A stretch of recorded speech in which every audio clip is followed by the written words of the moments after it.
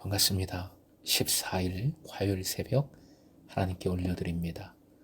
함께 온 마음 다해 찬송 부르십니다.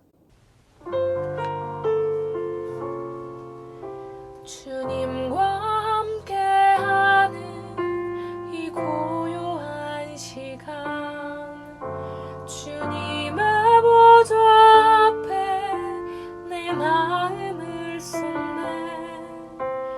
모든 것 아시는 주님께 감출 것 없네.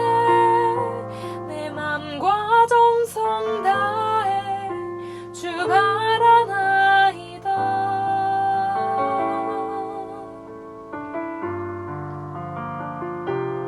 나 염려하지 않아도 내 쓸 것 아시니. 나 오직 주의 얼굴 구하게 하소서. 다 이해할 수 없을 때라도 감사하며 날마다 순종하며 주 따르오리다. 온 맘 다해 사랑합니다.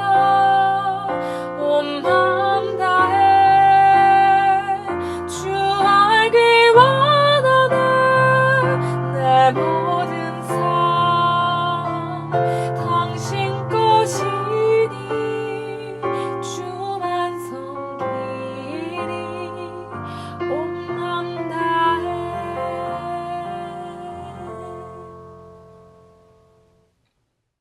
이 시간 허락하신 하나님 말씀 마태복음 27장 45절에서 49절 45절부터 49절까지의 말씀입니다.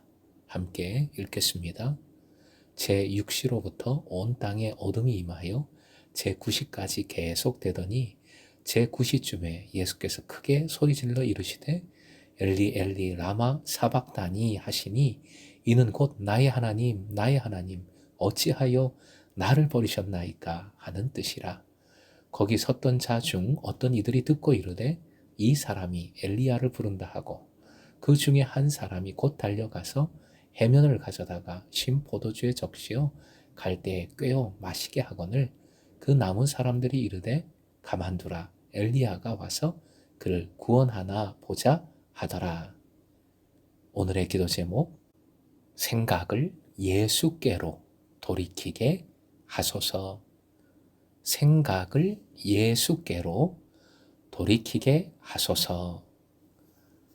45절 제6시로부터 온 땅에 어둠이 임하여 제9시까지 계속됩니다. 당시의 시간 계산법은 낮을 12로 균등하게 구분하는 것이었습니다. 따라서 오늘 우리의 시간법으로 하면 제6시는 정오가 되고요. 제9시는 오후 3시입니다. 온 땅에 어둠이 임했던 시간은 하루 동안에 가장 밝아야 하는 시간이었습니다. 이 어둠은 예수님의 죽음과 연결이 되지요. 46절 어둠의 절정인 오후 3시 예수께서 크게 소리 지르십니다. 엘리 엘리 라마 사박다니 하십니다. 이는 시편 22편의 첫 구절을 아람어로 말씀하신 것입니다. 그 시편의 말씀을 화면 보시고 함께 읽어보겠습니다. 시작. 하나님이여 내 하나님이여 어찌 나를 버리셨나이까? 어찌 나를 멀리하여 돕지 아니하시오며 내 신음소리를 듣지 아니하시나이까? 십자가 위 예수께서 하신 첫 번째 말씀입니다. 47절 아람어를 알아듣지 못하는 이방인인 듯한데 엘리를 엘리야로 오해했습니다. 유대인들의 신앙에 의하면 종말이 임하기 전에 엘리야가 먼저 옵니다. 사람들은 아마도 예수께서 이 신앙에 따라 엘리야가 와서 구원해 주기를 기도하고 있는 줄로 알았던 모양입니다. 48절 그 중에 한 사람이 곧 달려가서 해용을 가지고 신포도주를 머금게 하여 갈대에 꿰어 마시우게 해드립니다. 이것도 역시 시편 29편 21절 말씀의 성취입니다. 그 구절 하반절만 읽어드립니다. 목마를 때에는 초를 마시게 하였사오니.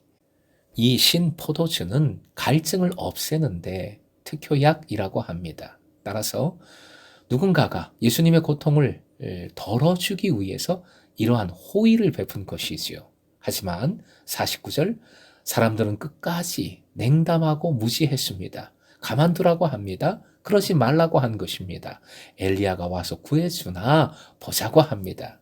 신포도주를 주어 갈증을 해소시키는 작은 자선마저도 하지 못하게 막은 것입니다. 십자가에 고통받고 있는 그대로 놔둬라. 엘리야가 구원해 주겠지.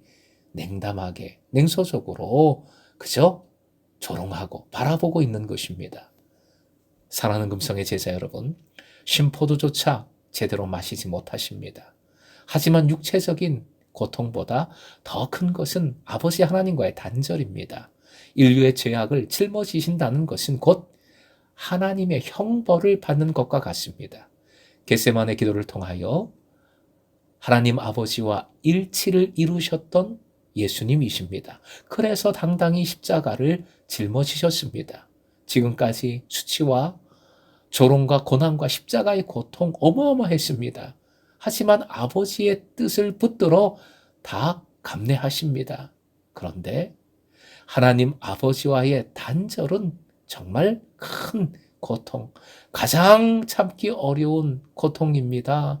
처절한 고독입니다. 모든 사람이 조롱하고 거부하고 다 몰라주어도, 다 등을 돌려주어도 아버지 하나님이 계시기에 견딜 수 있는 것인데 지금은 아버지마저도 떠나셨습니다. 그러기에 어찌하여 나를 버리셨나이까 외치고 계십니다. 하지만 중요한 것이 있습니다.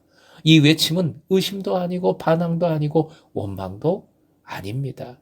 하나님의 철저한 버림에 대하여 예수님은 시편의 언어를 빌어서 고백하고 계십니다. 시편을 빌어 고백하고 계신 것에는 예수님의 흔들리지 않는 결단, 믿음의 소망이 들어있는 것입니다. 왜냐하면 예수께서는 십자가 위에서 하나님의 철저한 처절한 버림을 경험하고 있지만 그럼에도 불구하고 그 고난이 하나님께로부터 온 것이며 따라서 결국은 하나님께서 건져주실 것이다, 구원하실 것이라는 믿음을 잃지 않으셨던 것입니다. 시편 22편 자체가 예수께서 빌어서 고백하고 있는 이 말씀 자체가 고난 중에서 부른 탄원 시편이지만 시인의 시편 기자의 마음에는 언젠가 하나님께서 구원하실 것이라는 단단한 믿음이 있기 때문입니다.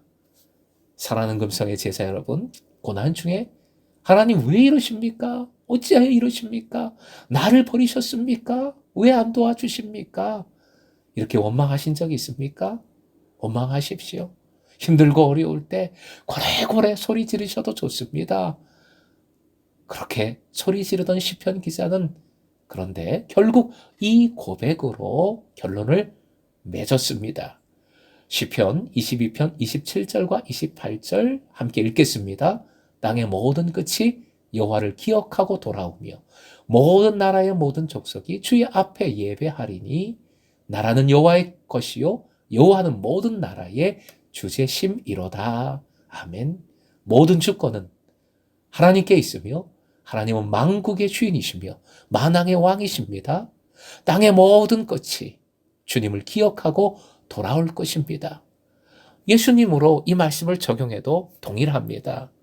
예수님은 만왕의 왕이시고 만유의 주이십니다. 땅의 모든 끝이 그리스도를 예수님을 기억하고 돌아올 것입니다. 세번역 성경은 이 부분을 생각을 돌이켜 돌아온다 라고 번역했습니다. 나의 모든 생각을 주께로 돌이키는 하루가 되시길 주님의 이름으로 축원드립니다.